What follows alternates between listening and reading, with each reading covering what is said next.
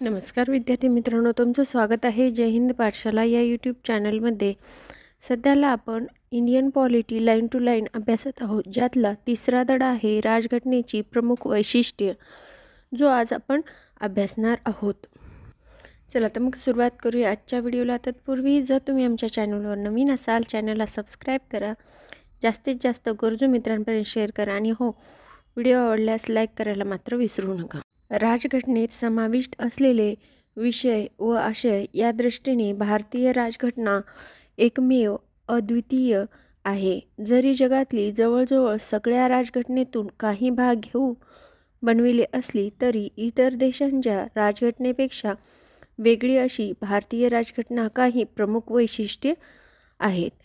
सन 1949 मध्ये स्वीकृत केलेल्या राजघटनेच्या मूळ वैशिष्ट्यात अनेक दुरुस्त्यामुळे, विशेषतः 7व्या, 42व्या, 44व्या, 73व्या, 74व्या, 97व्या दुरुस्तीमुळे मोठे बदल झाले आहेत, हे सुरुवातीलाच नमूद केले पाहिजे। राजघटनेच्या विविध भागात केलेल्या अनेक व महत्त्वाच्या बदलामुळे 42वे घटना दुरुस्ती अधिनियम 1976ला लघु राजघटना म्हणजेच मिनी कॉन्स्टिट्यूशन म्हणून ओळखले जाते। तथापि कलम 368 अंतर्गत संसदेत असलेल्या कायदे करण्याच्या अधिकारांतर्गत राजघटनेची मूळ चौकट किंवा संरचना बदलता येणार नाही, असा निकाल सर्वोच्च न्यायालयाने केशवानंद भारती खटल्यात दिला असल्याने संसद घटनेच्या मूलभूत चौकटीस धक्का पोहोचू शकत नाही, हे लक्षात घेणे अगत्याचे आहे।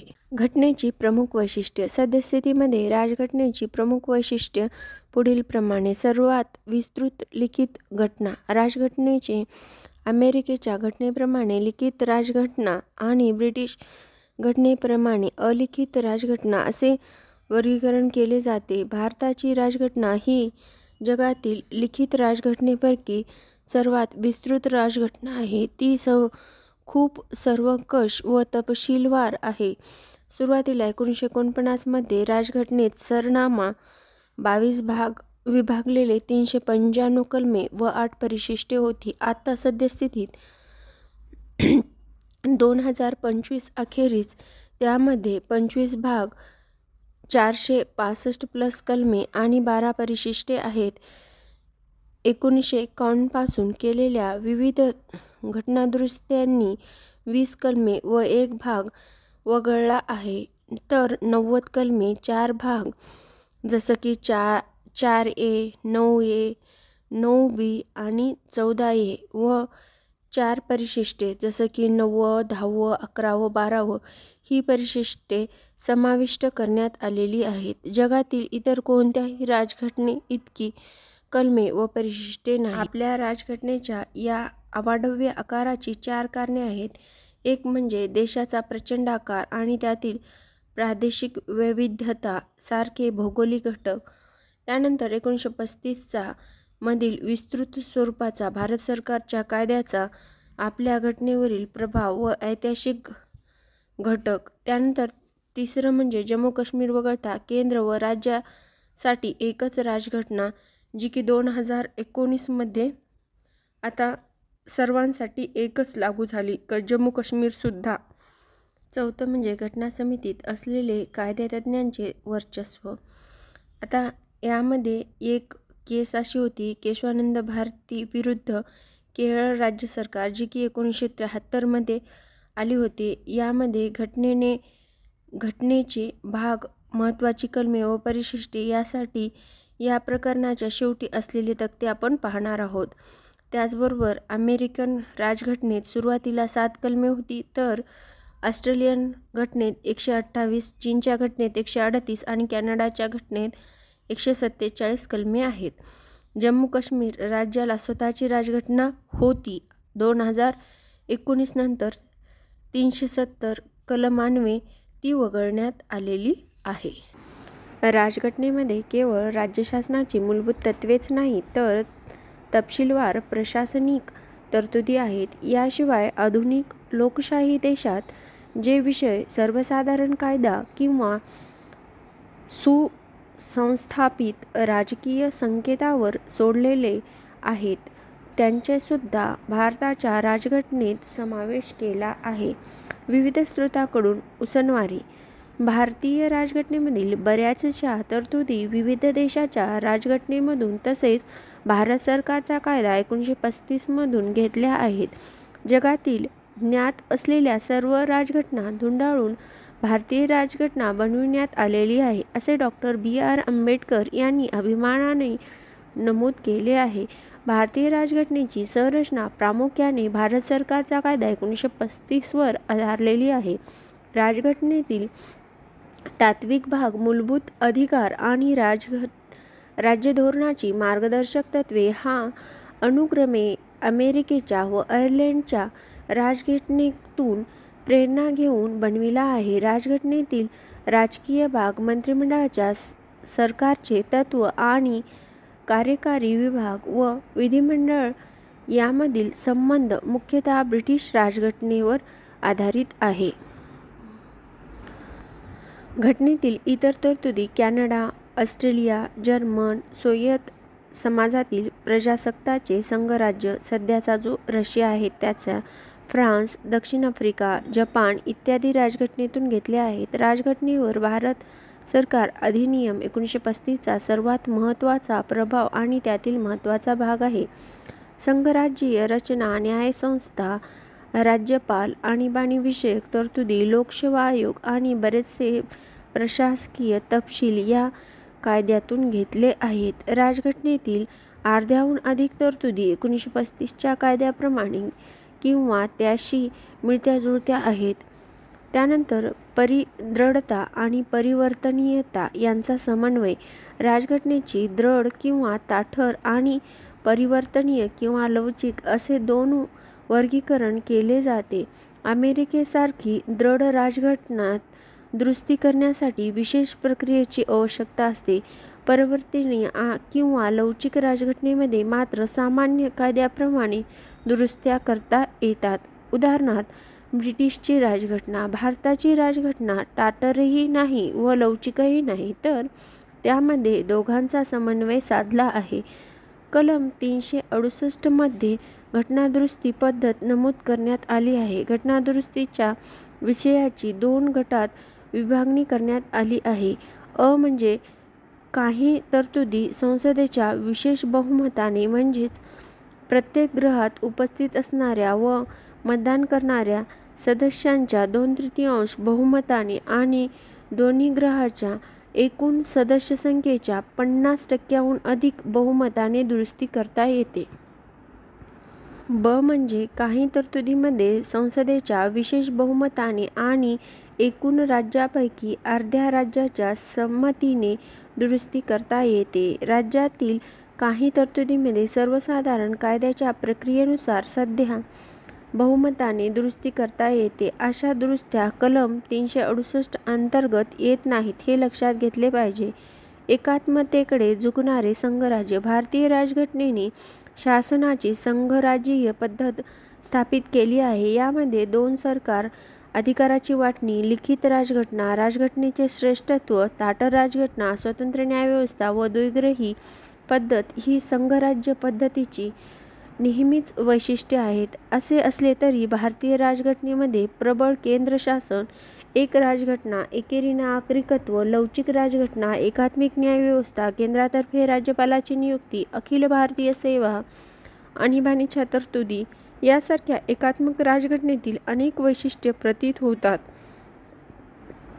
आता ब्रॅकेटमध्ये आपल्याला सांगितले की भारतीय राज्यघटनेत 1935 च्या कायद्यामधील सुमारे 250+ तरतुदीचा समावेश करण्यात आलेला आहे. 6 आहे कॉन्स्टिट्यूट असेंब्ली डिसेप्ट खंड 7 ते 35-58. 7 मध्ये सांगितले PM Bakshi the constitution of India universal 5वी आवृत्ती 2002 मध्ये सांगितलेलं आहे. अशा सर्व गोष्टी त्यांनी छोट्या मोठ्या आपल्याला कुठून घेतल्या, कशा घेतल्या हे सांगितलेलं आहे. खरे तर आपल्या राज्यघटनेमध्ये संघराज्य ही संज्ञा कोठेही वापरली नाही. मात्र कलम 1 मध्ये भारताला राज्याचा संघ असे संबोधले आहे. यातून 2 अर्थ सूचित होतात. पहिला म्हणजे भारतीय संघराज्य हे राज्यातील कराराप्रमाणे बनले नसून दुसरं म्हणजे कोणत्याही राज्याला संघराज्यापासून वेगळे होण्याचा अधिकार नाही. त्यामुळे भारतीय राज्यघटनेचे के.सी. व्हियरने स्वरूपाचे संघीय पण आशयाचे एकात्मिक किंवा निम्न संघराज्य अशा शब्दात वर्णन केले आहे, तर मॉरिस जोन्स यांनी वाटाघाटीचे संघराज्य आणि ग्रँडविल ऑस्टिन यांनी सहकारी संघराज्य, आयव्हर जिनिंग यांनी एकात्मतेकडे झुकणारे संघराज्य अशा विविध प्रकारे वर्णन केले आहे. संसदीय पद्धतीची शासनव्यवस्था. भारतीय राज्यघटनेने अमेरिकेच्या अध्यक्षीय पद्धतीची शासनव्यवस्था न स्वीकारता ब्रिटनसारखी संसदीय पद्धती शासनव्यवस्था स्वीकारली आहे. संसदीय पद्धती कार्यकारी विभाग आणि कायदेमंडळ यातील सहकारी आणि समन्वय या तत्त्वावर आधारलेली आहे, तर अध्यक्षीय पद्धती या दोन अंगांमधील अधिकारांच्या विभाजणीच्या तत्त्वावर आधारलेली आहे. संसदीय पद्धत वेस्टमिनिस्टर पद्धतीचे सरकार, उत्तरदायी सरकार आणि मंत्रिमंडळाचे सरकार या नावांनीही ओळखले जाते. राज्यघटनेने संसदीय पद्धतीत फक्त केंद्राचेच नव्हे तर राज्यातही स्थापन केले आहे. भारतातील संसदीय शासन व्यवस्थेची वैशिष्ट्ये खालीलप्रमाणे: 1. नाममात्र आणि प्रत्यक्ष कार्यकारी विभागाचे अस्तित्व. 2. बहुमत असलेल्या पक्षाची राजवट. 3. कार्यकारी विभाग संयुक्तरित्या विधिमंडळाला उत्तरदायी. 4. मंत्री विधिमंडळाचे सदस्य असणे.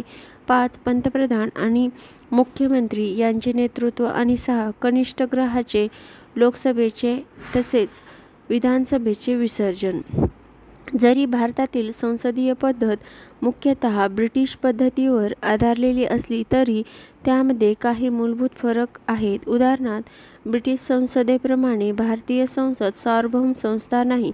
भारताचा राष्ट्रप्रमुख हा निवडून आलेला असतो प्रजासत्ताक, तर ब्रिटनचा राष्ट्रप्रमुख हा वंशपरंपरेने बनतो.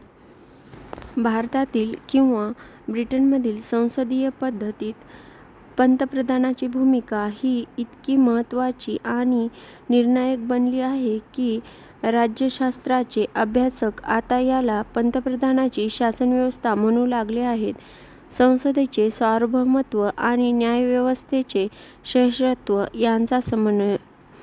संसदेचे सार्वभौमत्व हे तत्त्व ब्रिटनच्या संसदेशी निगडित आहे, तर न्यायव्यवस्थेचे श्रेष्ठत्व हे तत्त्व अमेरिकेच्या सर्वोच्च न्यायालयाशी निगडित आहे. ज्याप्रमाणे भारतातील संसदीय शासनपद्धती ब्रिटिश पद्धतीपासून भिन्न आहे, त्याचप्रमाणे भारताच्या सर्वोच्च न्यायालयाची न्यायालयीन पुनर्लोकनाची व्याप्ती अमेरिकेतील न्यायालयीन पुनर्लोकनाच्या व्याप्तीपेक्षा कमी आहे. कारण अमेरिकेच्या राज्यघटनेमध्ये कायद्याची योग्य प्रक्रिया अशी शब्दरचना आहे, तर भारताच्या राज्यघटनेमध्ये कायद्याने प्रस्थापित झालेली प्रक्रिया कलम 21 अशी शब्दरचना आहे.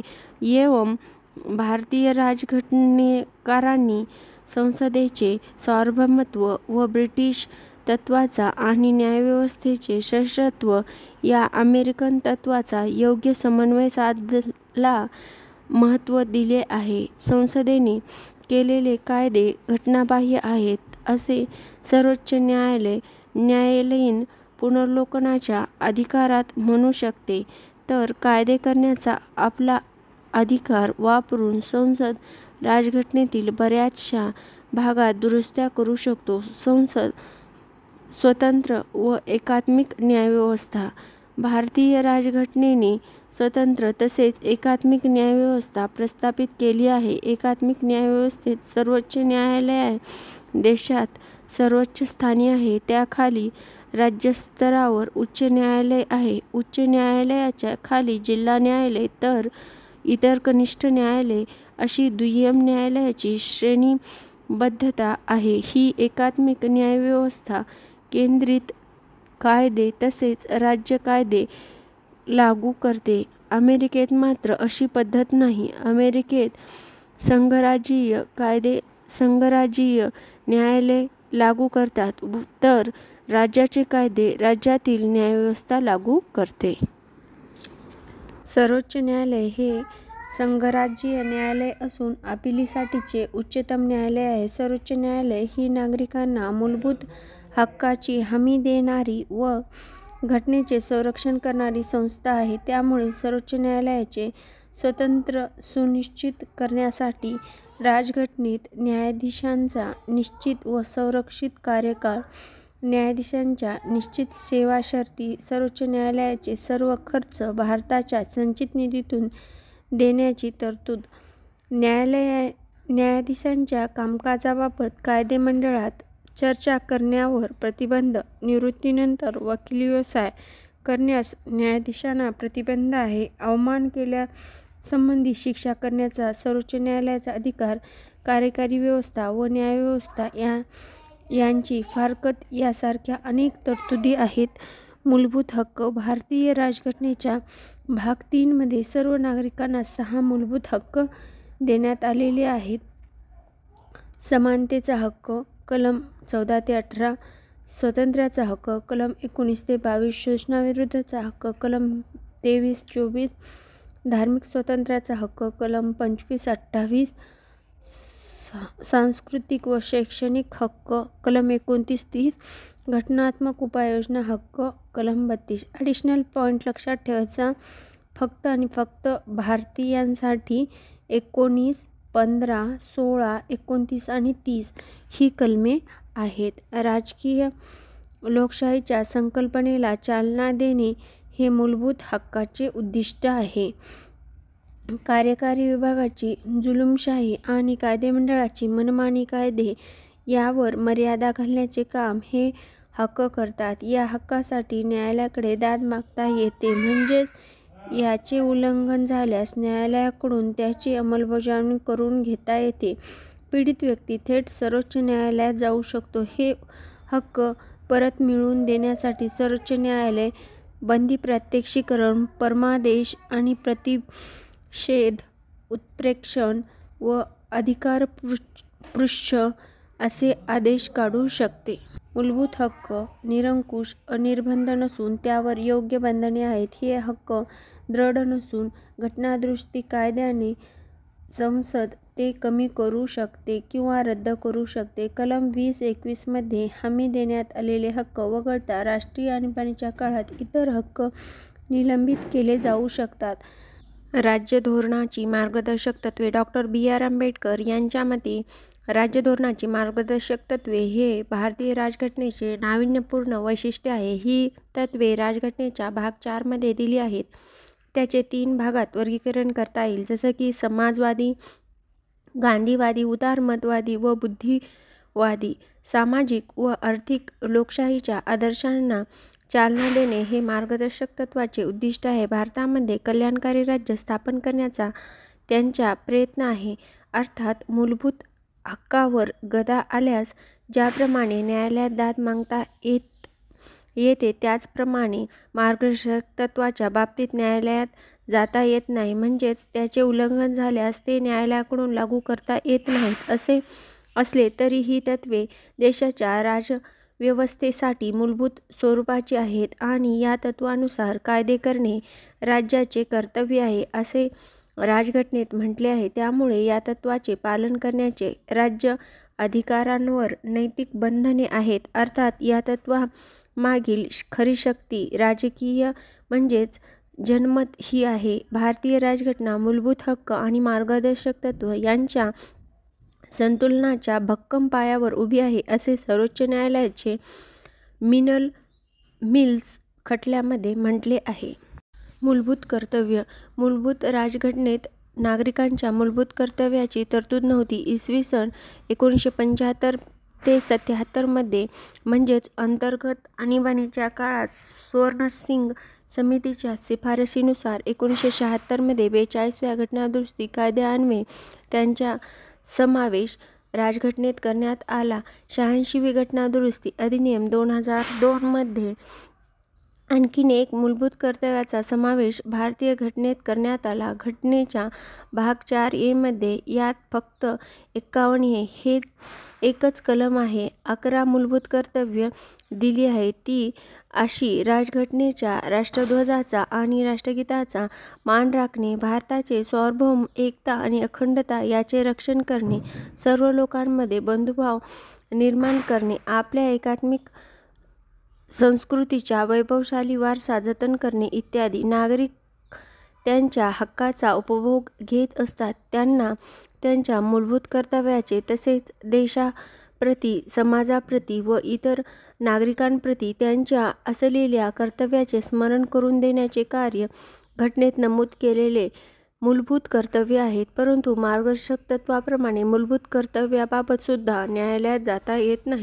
यानंतर धर्मनिरपेक्ष राष्ट्र. भारत हे धर्मनिरपेक्ष राष्ट्र आहे असे भारतीय राज्यघटनेत म्हटले आहे. त्यामुळे भारतीय राज्याचा विशिष्ट असा अधिकृत धर्म नाही. राज्यघटनेच्या खालील तरतुदी भारतीय राज्याचे धर्मनिरपेक्ष स्वरूप सांगितले आहे. 1. 1976च्या 42व्या घटनादुरुस्ती अधिनियमाद्वारे भारतीय राज्यघटनेच्या सरनाम्यामध्ये धर्मनिरपेक्ष या संज्ञेचा समावेश करण्यात आला आहे. दुसरं म्हणजे सरनामा भारताच्या सर्व नागरिकांना विश्वास, श्रद्धा व उपासनेचे स्वातंत्र्य दिले आहे. तिसरं म्हणजे राज्य कोणालाही कायद्यासमोर समानता किंवा कायद्याचे समान संरक्षण नाकारणार नाही. कलम 14. चौथं म्हणजे धर्माच्या कारणावरून कोणत्याही नागरिकांच्या बाबतीत राज्य भेदभाव करणार नाही, म्हणजेच कलम 15. पाचवं म्हणजे सार्वजनिक नोकऱ्यांमध्ये सर्व नागरिकांना समान संधी. कलम 16. सर्व व्यक्तींना अंतःकरण प्रवृत्तीचे स्वातंत्र्य आणि मुक्तपणे आपल्या धर्माचे पालन करणे आणि धार्मिक कृत्य करण्याचे तसेच धार्मिक कार्यक्रम व प्रवचने यांना उपस्थित राहण्याचे स्वातंत्र्य आहे. कलम 25. त्यानंतर 7 आहे. प्रत्येक धार्मिक पंथ किंवा त्यांचा कोणताही भाग यांना धार्मिक व्यवहाराचे व्यवस्थापन करण्याचा हक्क आहे. कलम 26. 8 म्हणजे विशिष्ट धर्माच्या विकासासाठी कोणताही कर देण्याची सक्ती केली जाणार नाही. कलम 27. राज्य. 9 म्हणजे राज्याने चालविलेल्या कोणत्याही शैक्षणिक संस्थांमध्ये धार्मिक शिक्षण दिले जाणार नाही. कलम 28. नागरिकांच्या कोणत्याही गटाला आपली स्वतंत्रता, भाषा, लिपी, संस्कृती जतन करण्याचा हक्क आहे. कलम 29. सर्व अल्पसंख्याकांना त्यांच्या आवडीनुसार शैक्षणिक संस्था स्थापन करण्याचा व त्याचे प्रशासनावर हक्क करण्याचा हक्क आहे. कलम 30. त्यानंतर 12 म्हणजे सर्व नागरिकांसाठी समान नागरी कायदा करण्याची प्रयत्न करील. कलम 44. धर्मनिरपेक्षतेच्या पाश्चिमात्य संकल्पनेकडे धर्म, चर्च आणि राज्य राजकारण यामध्ये पूर्ण फारकत सूची केली आहे. भारतासारख्या बहुधर्मीय समाजासाठी धर्मनिरपेक्ष या शब्दाची नकारात्मक व्याख्या लागू पडत नाही. त्यामुळे सर्व धर्मांचा सन्मान, सर्व धर्म समभाव किंवा सर्व धर्माचे समान संरक्षण अशी धर्मनिरपेक्ष शब्दाची विविधता व्याख्या आणि भारतीय राज्यघटनेत करते. भारतीय राज्यघटनेने सांप्रदायिक प्रतिनिधित्वाची जुनी पद्धत रद्द केली आहे. याचाच अर्थ असा की भारतीय घटनेत कायदे मंडळातील धर्मावर आधारित आरक्षण वा धर्मावर आधारित प्रतिनिधित्व रद्द केले आहे. परंतु पुरेसे प्रतिनिधित्व मिळण्याच्या दृष्टीने अनुसूचित जाती व अनुसूचित जमाती यांच्यासाठी तात्पुरत्या आरक्षणाची तरतूद केली आहे. सार्वत्रिक प्रौढ मताधिकार. भारतीय राज्यघटनेनुसार लोकसभा आणि राज्य विधानसभेच्या निवडणुका सार्वत्रिक प्रौढ मताधिकाराच्या आधारे घेतल्या जातात. 18 वर्ष पूर्ण केलेल्या प्रत्येक नागरिकाला जात, वंश, धर्म, लिंग, साक्षरता, संपत्ती यांच्या आधारे कोणताही भेदभाव न करता मतदान करण्याचा हक्क आहे. 61वी घटनादुरुस्ती अधिनियम 1988 अन्वये मताधिकाराची वयोमर्यादा 1989 मध्ये 21 वरून 18 वर्ष करण्यात आली. देशाचा अवाढव्य आकार, खूप लोकसंख्या, प्रचंड गरिबी, सामाजिक असमानता आणि बहुतांशी निरक्षर हे घटक लक्षात घेता सार्वत्रिक प्रौढ मताधिकारावर लागू करणे हा घटनाकारांनी केलेला धाडसी व लक्षणीय प्रयोग होता. सार्वजनिक प्रौढ मताधिकारामुळे लोकशाहीचा पाया व्यापक होता. सर्वसामान्य लोकांचा स्वाभिमान व प्रतिष्ठा वाढते. समानतेच्या तत्त्वाचे समर्थन होते. अल्पसंख्याकांना त्यांच्या हिताचे रक्षण करणे शक्य होते आणि दुर्बल घटकांमध्ये नवीन आशा निर्माण होऊन त्याची क्षितिजे विस्तारतात. आता एकेरी नागरिकत्व. जरी भारतीय राजघटनेचे स्वरूप संघराज्यीय असले व त्यात केंद्र व राज्य अशी दुहेरी राज्यव्यवस्था असली तरी त्यात भारताचे नागरिकत्व अशा एकेरी नागरिकत्वाची तरतूद आहे.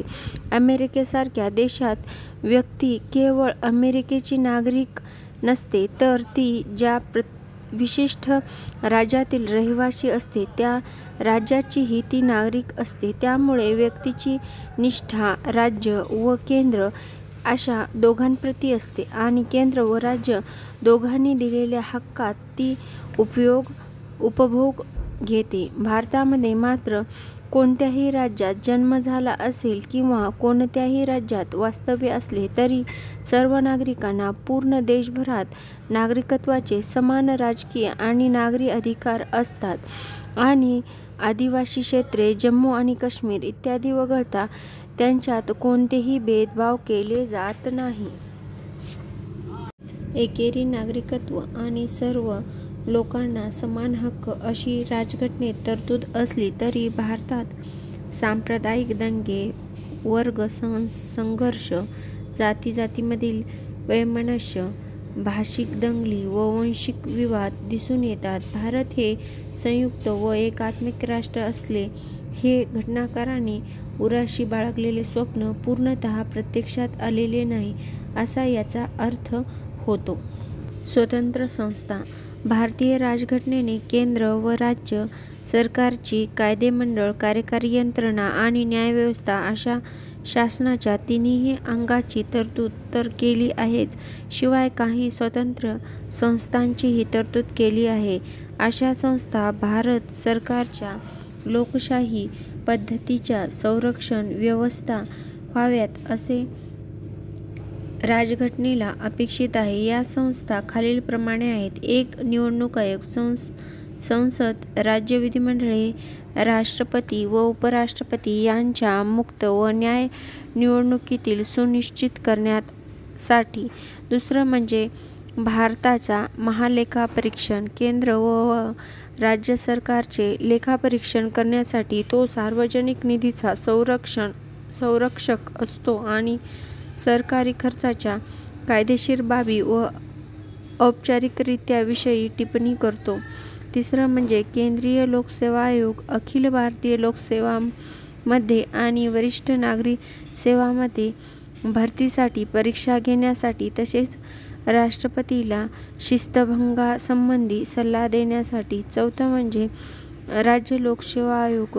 राज्य लोकसेवामध्ये भरतीसाठी परीक्षा घेण्यासाठी व राज्यपालाला शिस्तीसंबंधी सल्ला देण्यासाठी. प्रत्येक राज्यात निश्चित कार्यकाळ, निश्चित ठरविलेल्या सेवासाठी भारताच्या सिंचित निधीतून खर्च करणे अशा विविध तरतुदीतून राजघटना या संस्थेचे स्वातंत्र्य व सुनिश्चित करते. आणीबाणीची तरतूद. राष्ट्रपतीस साधारणतः परिस्थितीत प्रभावीरित्या हाताळता यावी या दृष्टीने भारतीय राजघटनेत आणीबाणीविषयक तपशीलवार तरतुदी आहेत. देशाचे सार्वभौम, एकता, अखंडता, सुरक्षितता, लोकशाही, राजकीय व्यवस्था आणि राजघटना याचे संरक्षण करणे हा या तरतुदी समाविष्ट करण्यामागचा हेतू आहे. राजघटनेमध्ये 3 प्रकारची आणीबाणी परिस्थिती सांगितलेली आहे. 1 म्हणजे युद्ध, परकीय आक्रमण आणि स्वतंत्र सशस्त्र उठाव यामुळे उद्भवणारी राष्ट्रीय आणीबाणी. 352 कलम. दुसरं म्हणजे राज्यातील घटनात्मक यंत्रणा कोलमडून उद्भवणारी राज्यातील आणीबाणी. राष्ट्रपती राजवट कलम 356 किंवा केंद्राच्या आदेशाचे पालन करण्यात आलेले अपयश 365 कलम. तिसरं म्हणजे भारताचे आर्थिक स्थैर्य किंवा पत यावर धोका उत्पन्न झाल्यामुळे उद्भवणारी आर्थिक आणीबाणी, जिचं कलम आहे 360. आणीबाणीच्या परिस्थितीमध्ये केंद्र सरकार सर्वात बलवान होते. राज्य पूर्णपणे केंद्राच्या नियंत्रणाखाली येते. अशा परिस्थितीत राजघटनेत औपचारिक दुरुस्ती न करता संघराज्य संरचना एकात्मिक संरचना बनते. सर्वसामान्य स्थितीत संघराज्य असणारे राज्यव्यवस्थेचे स्वरूप आणीबाणीच्या काळात एकात्मिक स्वरूपात परिवर्तित होते. हे भारतीय राजघटनेचे विलक्षण वैशिष्ट्य आहे. त्रिस्तरीय सरकार. इतर संघराज्यीय राजघटनेप्रमाणे सुरुवातीला भारतीय राजघटनेमध्ये दुरुस्ती राज्यव्यवस्थेची तरतूद होती आणि केंद्र व राज्य यांचे संघटन आणि अधिकार याबाबत तरतुदी होत्या. पुढील काळात 73वी घटनादुरुस्ती अधिनियम 1992 व 74वी घटनादुरुस्ती अधिनियम 1992 अन्वये सरकारच्या तिसऱ्या स्तराचा स्थानिक समावेश करण्यात आला. अशी व्यवस्था जगातील इतर कोणत्याही राजघटनेत आढळत नाही.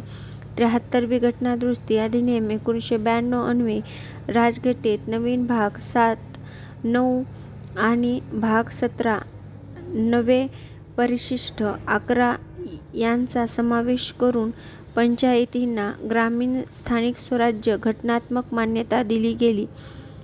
त्याचप्रमाणे 74वी घटनादुरुस्ती अधिनियम 1992 अन्वये राजघटनेत नवीन भाग 9A आणि नवे परिशिष्ट 12 यांचा समावेश करून नगरपालिका, शहरी स्थानिक सरकार घटनात्मक मान्यता दिली.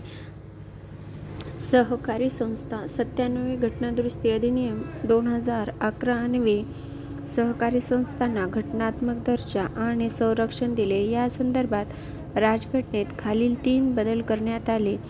एक म्हणजे सहकारी संस्था स्थापन करण्याचा अधिकार मूलभूत अधिकार करण्यात आला, कलम 19. दुसरं म्हणजे सहकारी संस्था चालना देण्यासाठी राजधोरणाच्या नवीन मार्गदर्शक तत्त्वाचा समावेश करण्यात आला, म्हणजेच कलम 43B. तिसरं म्हणजे याद्वारे राजघटनेमध्ये सहकारी संस्था या शीर्षकाला नवीन भाग 9B यांचा समावेश करण्यात आला, कलम 243 ZH ते 243 ZDT. देशातील सहकारी संस्था लोकशाही पद्धतीने व्यावसायिकरित्या स्वायत्तपणे आणि आर्थिकदृष्ट्या सुयोग्य पद्धतीने कार्य करतील हे सुनिश्चित करण्यासाठी या नवीन 9B मध्ये विविध तरतुदी आहेत. यामध्ये बहुराष्ट्रीय सहकारी संस्थांसाठी संसदेला आणि इतर सहकारी संस्थांसाठी राज्य विधिमंडळांना योग्य कायदा करण्याचा अधिकार देण्यात आला आहे. 44वी घटनादुरुस्ती अधिनियम 1978 अन्वये मोर्चा अंतर्गत शांतता या शब्दाच्या जागी सशस्त्र उठाव असे नवे शब्द समाविष्ट करण्यात आले. राजघटनेच्या भाग 9 मध्ये प्रत्येक राज्यामध्ये पंचायतीच्या त्रिस्तरीय प्रणालीची तरतूद करण्यात आली, म्हणजेच ग्राम स्तरावर, मध्यम स्तरावर व जिल्हा स्तरावर पंचायती. राजघटनेच्या भाग 9A मध्ये प्रत्येक राज्यात 3 पद्धतीच्या नगरपालिकेची तरतूद करण्यात आली. संक्रमणीय क्षेत्रासाठी नगरपंचायत, छोट्या शहरी क्षेत्रासाठी नगरपरिषद आणि मोठ्या शहरी क्षेत्रासाठी महानगरपालिका. एकीकडे भाग, त्याच्यामध्ये कुठला विषय आहे आणि संबंधित कलमे यावर 1 ते जितके 17 भाग आहेत तितके आपण कलमे पाहणार आहोत. चला तर मग पाहूया. भाग 1 संघ व त्याचे राज्यक्षेत्र, कलम 1 ते 4. भाग 2 नागरिकत्व, कलम 5 ते 11. भाग 3 मूलभूत हक्क 12 ते 35. भाग 4 राज्य धोरणाची मार्गदर्शक तत्त्वे, कलम 36 ते 51. भाग 4A मूलभूत कर्तव्य 51A. आता मूलभूत हक्काचा जर भंग झाला तर आपण न्यायालयात दाद मागू शकतो, पण भाग 4 आणि भाग 4A ही दोन्ही भाग न्यायप्रविष्ट नाहीत, म्हणजे यांचा भंग झाल्यास आपण न्यायालयात दाद मागू शकत नाही. भाग 5 ज्यामध्ये प्रकरण 1 आहे कार्यकारी विभाग, ज्यामध्ये कलम 52 ते 78 आहे. प्रकरण 2 आहे संसद, ज्यामध्ये 79 ते 122 पर्यंत कलमे आहेत. त्यानंतर प्रकरण 3 राष्ट्रपतीचे कायदेविषयक अधिकार 123 मध्ये आहेत. प्रकरण 4 राज्य संघराज्यीय न्यायव्यवस्था 124 ते 147 पर्यंत कलम आहे. आणि प्रकरण 5 भारताचा नियंत्रक व महालेखा अधिकार 148 ते 151, म्हणजेच भाग 5 मध्ये 52 पासून ते 151 पर्यंत कलमे आहेत. त्यानंतर भाग 6 राज्य सरकारे, प्रकरण 1 सर्वसाधारण 152, प्रकरण 2 कार्यकारी विभाग 153 ते 167, प्रकरण 3 राज्य विधिमंडळ 168 ते 212 पर्यंत कलमे. त्यानंतर प्रकरण 4 राज्यपालाचे कायदेविषयक अधिकार, जे की 123 कलमामध्ये आहेत. प्रकरण 5 उच्च न्यायालय, ज्याचे कलम आहे 214 ते 232 आणि प्रकरण 6 दुय्यम न्यायालय, ज्याचं कलम आहे 233 ते 237.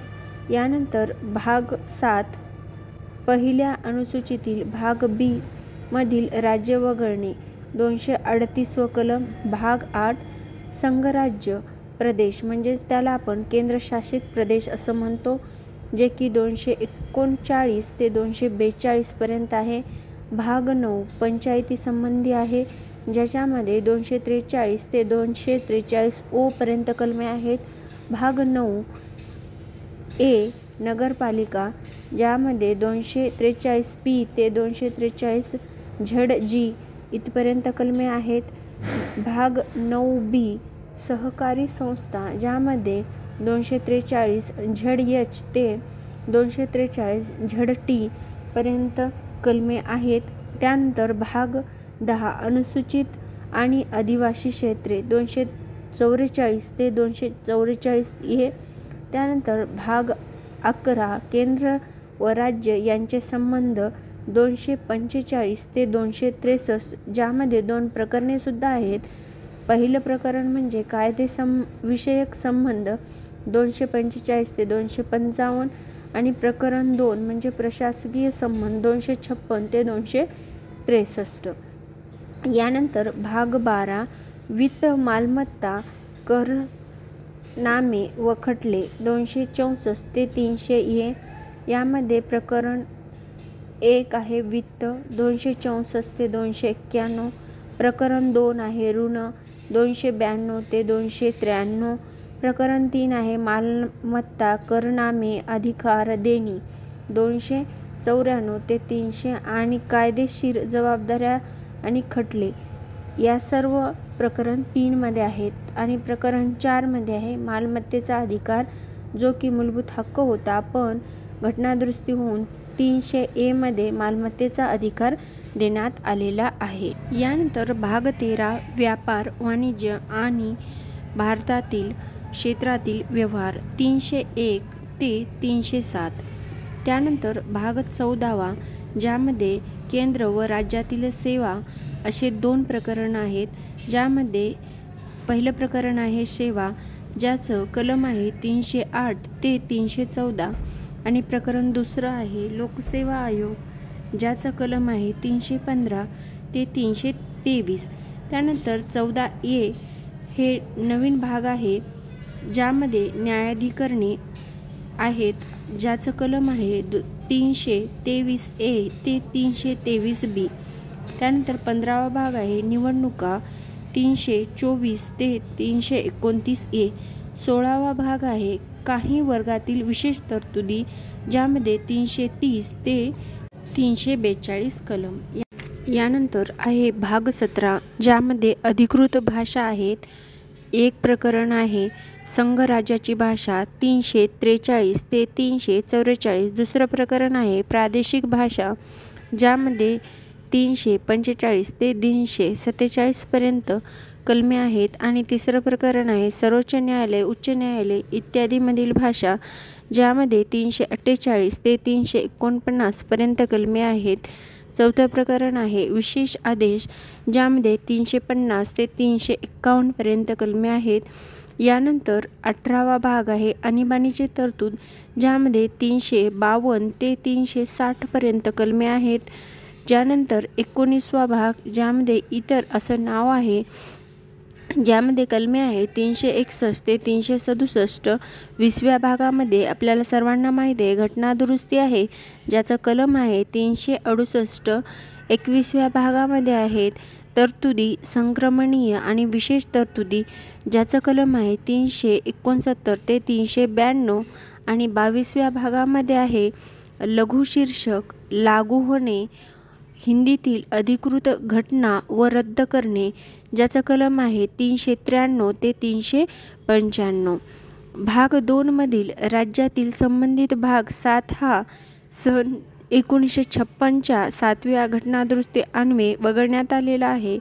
भाग 4A आणि भाग 14A ही दोन्ही भाग सन 1976च्या 42व्या घटनादुरुस्ती अन्वये समाविष्ट करण्यात आले आहे. तर भाग 9A सन 1992च्या 74व्या घटनादुरुस्तीने समाविष्ट केला. तर भाग 9B हा 2011च्या 97व्या घटनादुरुस्तीने समाविष्ट करण्यात आलेला आहे. संविधानातील सर्व परिशिष्टे आणि त्यातील तरतुदी किंवा त्यातील विषय आणि कलमे पाहणार आहोत.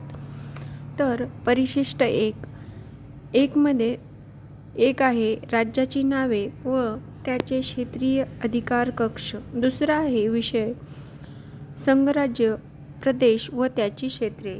कलम कोणतं येणार तर यामध्ये 1 ते 4 कलम येणार. दुसरं परिशिष्ट आहे ज्यामध्ये वेतन, भत्ते, विशेषाधिकार यांच्या तरतुदी दिलेल्या आहेत, ज्यामध्ये राष्ट्रपती, राज्यपाल, लोकसभेचा सभापती, उपसभापती, राज्यसभेचा अध्यक्ष, उपाध्यक्ष, राज्यातील विधानसभेचे सभापती, उपसभापती, राज्यातील विधान परिषदेचे अध्यक्ष, उपाध्यक्ष, सर्वोच्च न्यायालयाचे न्यायाधीश, उच्च न्यायालयाचे न्यायाधीश, भारतीय नियंत्रक व महालेखापरीक्षक यांची सर्वांची वेतन, भत्ते, विशेषाधिकार यांच्याबाबतच्या ज्या काही तरतुदी आहेत त्या परिशिष्ट 2 मध्ये आहेत. मग यामध्ये कलमे कुठली कुठली येतात तर कलम 59, 65, 75, 97, 125, 148, 158, 164, 186, 221 इत्यादी कलमे येतात.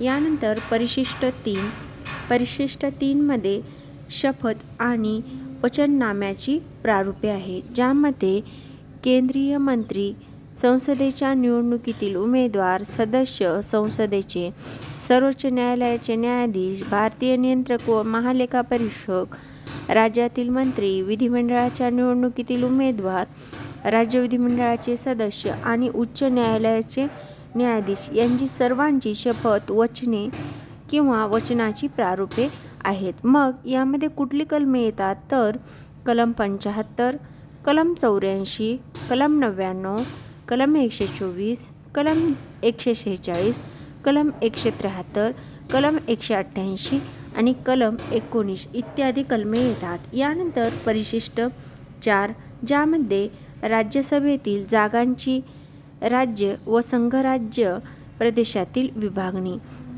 ज्यामध्ये कलम 4 व कलम 80 हे 2 कलमे येतात. त्यानंतर परिशिष्ट 5 ज्यामध्ये अनुसूचित क्षेत्रे व अनुसूचित जमाती यांच्या प्रशासन व नियंत्रणासंबंधी तरतुदी दिलेल्या आहेत, ज्यामध्ये कलम 244 येतं. यानंतर परिशिष्ट 6 सरनामा, यामध्ये आसाम, मेघालय, त्रिपुरा व मिझोराम या राज्यातील आदिवासी क्षेत्राच्या प्रशासनासंबंधी तरतुदी दिल्यात, ज्यामध्ये कलम 244 ते 275 हे आहे. यानंतर परिशिष्ट 7 ज्यामध्ये सूची दिली, केंद्र सूची, राज्यसूची आणि समवर्ती सूची यानुसार केंद्र व राज्य यांच्या अधिकाराची विभागणी सद्यस्थितीमध्ये केंद्र सूचीमध्ये 100 विषय आहेत. सुरुवातीला 97 होते, नंतर 100 झाले. राज्य सूचीमध्ये 61 विषय आहेत. सुरुवातीला 66 विषय होते, तर समवर्ती सूचीमध्ये 52 विषय आहेत, जे की सुरुवातीला 47 होते. 101वी घटनादुरुस्ती अधिनियम 2016 अन्वये केंद्रातील विषय क्रमांक 92 व 92C आणि राज्यातील विषय क्रमांक 52 व 55 वगळल्यामुळे आता केंद्रसूचित विषयाची संख्या 98 पर्यंत खाली आली असून राज्यसूचित विषयाची संख्या 59 इतकी कमी झाली आहे. समवर्ती सूचीतील विषयांची संख्या 52 इतकी राहिली आहे. यानंतर परिशिष्ट 8, ज्यामध्ये आपण भाषा दिलेल्या आहेत. घटनेची मान्यता दिलेल्या भाषा सुरुवातीला 14 इतक्या होत्या. सध्या या परिशिष्टात 22 भाषा आहेत, ज्या की आसामी, बंगाली, बोडो, डोंगरी, गुजराती, हिंदी, कन्नड, काश्मीरी, कोकणी, मैथिली, मल्याळम, मणिपुरी, मराठी, नेपाळी, ओरियाई, पंजाबी, संस्कृत, संथाळी, सिंधी, तेलुगू, तमिळ, उर्दू, जे की 21वी घटनादुरुस्ती अधिनियम 1967 मध्ये सिंधी, त्यानंतर 71वी घटनादुरुस्ती झाली, ज्या अन्वये कोकणी, मणिपुरी, नेपाळी ह्या भाषा ॲड झाल्या, तर 92वी घटनादुरुस्ती होऊन 2023 अन्वये बोडो, डोंगरी, मैथिली, संथाळी या भाषांचा समावेश झाला आणि 8व्या परिशिष्टेमध्ये 96वी घटनादुरुस्ती होऊन 2011 रोजी ओरियाई भाषेचा ओडिया असे नाव देण्यात आलेले आहे. आता सद्यस्थितीमध्ये 8व्या परिशिष्टामध्ये 22 भाषा आहेत, ज्याच्या आपण घटनादुरुस्ती सहित पाहिलेला आहे. त्यानंतर 9वं परिशिष्ट आहे जमीन सुधारणाविषयी आणि जमीनदारी पद्धत रद्द करण्याविषयी. राज्य सरकार व इतर विषयाबाबी संसदेचे विषय व विनिमय सुरुवातीला 13 पण आता 282 हे परिशिष्ट पहिली घटनादुरुस्ती अधिनियम 1951 अन्वये समाविष्ट करण्यात आले. मूलभूत अधिकारांच्या उल्लंघनाविषयी न्यायिक परीक्षणातून त्यातील कायद्याचे संरक्षण करणे हे त्याचे उद्दिष्ट आहे. परंतु 24 एप्रिल 1973 नंतर समाविष्ट झालेल्या कायद्याचे न्यायिक परीक्षण होऊ शकते असा निकाल सर्वोच्च न्यायालयाने 2007 मध्ये दिलेला आहे. यानंतर परिशिष्ट 10, ज्यामध्ये पक्षांतर केल्यामुळे संसद व राज्य विधिमंडळाचे सदस्यत्व रद्द करण्यासंबंधीच्या तरतुदी आहेत. याबद्दल अधिक माहिती अशी की सन 1985 व 52व्या घटनादुरुस्ती अन्वये याचा समावेश करण्यात आला. हे परिशिष्ट पक्षांतर विरोधी कायदा म्हणूनच ओळखले जाते. यानंतर परिशिष्ट 11, ज्यामध्ये पंचायतीचे अधिकार व जबाबदाऱ्या या आहेत. यात 29 विषय आहेत. हे परिशिष्ट 1992 मध्ये 73वी घटनादुरुस्ती करून समाविष्ट करण्यात आले. सगळ्यात शेवटचं आणि 12वं परिशिष्ट आहे, ज्यामध्ये नगरपालिकेचे अधिकार जबाबदाऱ्या ह्या आहेत. यात 18 विषय आहेत. हे परिशिष्ट सन 1992 मध्ये 74वी घटनादुरुस्ती करून समाविष्ट करण्यात आलेलं आहे. समितीने बनविलेल्या आणि स्वीकृत केलेल्या भारतीय राज्यघटनेवर खालील कारणांसाठी टीका केली. 1. उसनी राजघटना. भारतीय राज्यघटनेत नवीन किंवा मूलग्रामे काही नाही असे टीकाकारांनी म्हटले आहे. ही उसनी राजघटना किंवा जगातील विविध राज्यघटनेतून घेतलेल्या तुकड्याची राजघटना आहे असे तिचे वर्णन केले आहे. राजघटना बनविण्याने भारतातील परिस्थितीची विचार घेऊन इतर राजघटनेतील वैशिष्ट्यांमध्ये आवश्यक ते बदल केले तसेच त्यातील त्रुटी कमी केल्या, त्यामुळे असे घडले आहे.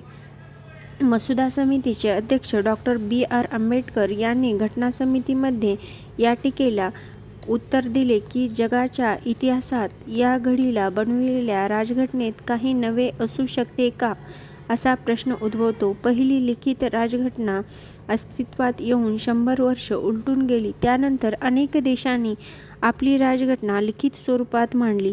राजघटनेची व्याप्ती काय असावी हे निश्चित झाले आहे. त्याचप्रमाणे राजघटनेची मूलतत्त्वे काय असतात याला जगभर मान्यता मिळाली आहे. हे सर्व लक्षात घेता सर्व राजघटनेतील प्रमुख तरतुदी यासारख्या वाटतील. अलीकडच्या काळात बनविलेल्या राजघटनांमधील नव्या गोष्टी म्हणजे फक्त उणिवा दूर करण्यासाठी व देशाच्या आवश्यकतेनुसार केलेले बदल होत. इतर देशाच्या राजघटनेची डोळे झाकून नकल केली आहे हा आरोप निश्चितपणे राजघटनेच्या पुरेशा अभ्यासाशिवाय केलेला आहे याची मला खात्री आहे. दुसरं म्हणजे 1935 या कायद्याची नक्कल. राजघटनेकारांनी भारताच्या राजघटनेत भारत सरकारचा कायदा 1935 मधील अनेक तरतुदींचा समावेश केला आहे असे टीकाकारांनी म्हटले आहे. त्यामुळे त्यांनी राजघटनेला 1935 च्या कायद्याची नकली प्रत किंवा 1935 च्या कायद्याची सुधारित आवृत्ती असं म्हटलं आहे. उदाहरणार्थ भाषा आणि आशय याबाबतीत भारताची राजघटना जवळजवळ 1935 च्या कायद्यासारखीच आहे असे निरीक्षण एन. श्रीनिवासन यांनी नोंदविले. भारताची राजघटना भारत सरकारचा कायदा 1935 मधून थेट घेतली आहे. हे अनेक तरतुदी तर शब्दशः जशाच्या तशा घेतल्या आहेत असे ब्रिटिश कायदेतज्ञ सर आयव्हर जेनिंग यांनी म्हटले आहे. राजघटना म्हणजे केवळ प्रौढ मताधिकारांचा समावेश केलेला भारत सरकारचा 1935 चा कायदा आहे असे घटना समितीचे सदस्य पी.आर. देशमुख यांनी म्हटलेले आहे. त्यावर डॉ. बी.आर. आंबेडकर यांनी घटना समितीत वरील टीकेला पुढील प्रमाणे उत्तर दिले. घटनेच्या मसुद्यात भारत सरकारचा कायदा 1935 मधील बराचसा भाग घेतला आहे. याबद्दल दिलगिरी व्यक्त करण्याची आवश्यकता नाही. दुसऱ्यापासून येण्याबद्दल लाज वाटण्यासारखे काहीही नाही. यात कोणतेही चर्याकर्म नाही. राज्यघटनेमध्ये मूलभूत संकल्पनांबाबत कोणाकडेही स्वामित्वाचा अधिकार नाही. भारत सरकारचा कायदा 1935 मधून घेतलेल्या तरतुदी मुख्यतः प्रशासनाच्या तपशिलासंबंधित आहेत. याबद्दल मी दिलगिरी आहे. तिसरं म्हणजे अभारतीय किंवा भारतविरोधी. राजघटनेत भारतातील राजकीय परंपरा किंवा विचारधारा प्रतिबिंबित होत नसल्याने ही राजघटना अभारतीय किंवा भारतविरोधी आहे असे टीकाकारांनी म्हटलेले आहे. राजघटनेच्या परदेशी स्वरूपामुळे ती भारतीय परिस्थितीला योग्य ठरत नाही व लागू पडत नाही असे त्यांनी म्हटले आहे. आम्हाला वीणा किंवा सतार यांचे संगीत हवे होते पण ते इंग्रजी घोष विषयाचे संगीत आहे. घटनाकारांचे शिक्षण त्या पद्धतीने झाले होते हे त्याचे कारण आहे असे घटना समितीचे सदस्य के. हनुमंतय्या यांनी या संदर्भात म्हटले. त्याचप्रमाणे पश्चिमेचे गुलामी अनुकरण त्याहून पश्चिमेला गुलामी शरणागती असे टीका लोकनाथ मिश्रा या घटना समितीच्या आणखीन एका सदस्यांनी केली आहे. या व्यतिरिक्त राजघटनेचा मसुदा ज्या आदर्शांवर आधारलेला आहे त्याचे मूळ भारतीय विचारधारेशी कोणतेही नाते दिसत नाही. ही राजघटना अयोग्य आहे असे दिसून येईल आणि अंमलात आल्यावर थोड्याच काळात कोलमडून पडेल असे लक्ष्मीनारायण साहू या घटना समितीच्या सदस्याने म्हटले आहे. चौथं म्हणजे गांधीवादी नसलेली राजघटना. या राजघटनेत राष्ट्रपिता महात्मा गांधी यांचे तत्त्वे व आदर्श नाहीत व त्यामुळे ती गांधीवादी नाही असे टीकाकारांनी म्हटले आहे. राजघटना ग्रामपंचायत आणि जिल्हा पंचायत यांच्यावर आधारलेली हवी होती असे त्यांचे मत आहे. ज्या प्रकारची राजघटना गांधीजींना नको होती व त्यांना अपेक्षित नव्हती. नेमक्या त्याच प्रकाराची ही राजघटना आहे असे वर उल्लेख केलेल्या घटना समितीचे सदस्य के. हनुमंतय्या यांनी या संदर्भात म्हटले आहे. आंबेडकरांच्या गांधीजींच्या चळवळीत सहभाग नव्हता आणि गांधीजींच्या आदर्शांना त्यांचा विरोध होता. या त्रुटी कारणे आहेत असे घटना समितीचे आणखीन एक सदस्य टी. प्रकाशमय यांनी म्हटले आहे. 5वं म्हणजे अवाढव्य आकार. भारतीय राजघटना खूपच मोठी आणि तपशीलवार आहे व त्यात काही अनावश्यक बाबी आहेत असे टीकाकारांनी म्हटले आहे. उसने घेतलेल्या तरतुदी दरवेळी योग्य प्रकारे निवडल्या नाहीत. सर्वसामान्यपणे बोलायचे तर यामुळे राजघटना खूपच मोठी आणि क्लिष्ट झाली आहे असे निरीक्षण ब्रिटिश घटनातज्ज्ञ सर जॅनिंग आयव्हर यांनी नोंदविलेले आहे. आपल्या समितीसाठी हाती हे चिन्ह स्वीकारले आहे. आपली राजघटना जगातील सर्वात अवाढव्य राजघटना आहे यांच्याशी हे सुसंगत आहे असे घटना समितीचे सदस्य एच. बी. कामत यांनी म्हटले आहे. आपली राजघटना अवाढव्य असावी यांच्याशी समिती सहमत नसावी याची मला खात्री आहे असे त्यांनी म्हटले आहे. 5वं आहे वकिलांचे नंदनवन. भारताची राजघटना खूपच क्लिष्ट व कायद्यात्मक आहे असे टीकाकारांनी म्हटले आहे. घटनेत वापरलेली कायद्याची भाषा व वाक्यरचना याची ती खूप गुंतागुंतीची झाली आहे असे त्यांचे मत आहे. हे वकिलांचे नंदनवन आहे असे उल्लेख केल्यावर सर आयव्हर जेनिंग यांनी म्हटले आहे. या मुद्द्यावर लोकविवाद करतील. लोकांचा न्यायालयाकडे जाण्याचा कल वाढेल. लोक सत्याने वागणार नाहीत. सत्य व अहिंसेच्या मार्गावरून लोक परावर्तित होण्याची अधिक शक्यता आहे. मी तर असे म्हणेन की वकिलाचे नंदनवन आहे. याने विवादाचे मार्ग खुले होतील आणि आपल्या सक्षम व बुद्धिमान वकिलांना भरपूर काम मिळेल असे घटनाकारांची सदस्य एच. के. माहेश्वरी यांनी या संदर्भात म्हटले आहे. डॉ.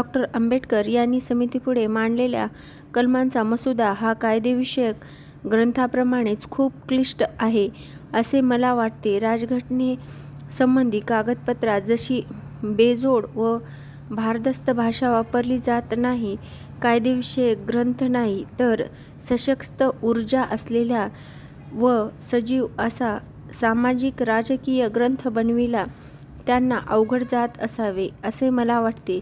असे घडणार नव्हते व आपल्याला सहज कमी करता येईल असे शब्द असलेली राजघटना मिळाली आहे. हे आपले दुर्दैव आहे असे घटना समितीचे आणखीन एक सदस्य पी. आर. देशमुख यांनी म्हटलेले आहे. यावर सर्व टीका आणि टीकेला दिलेली उत्तरे आपल्याला नमूद केलेली आहेत.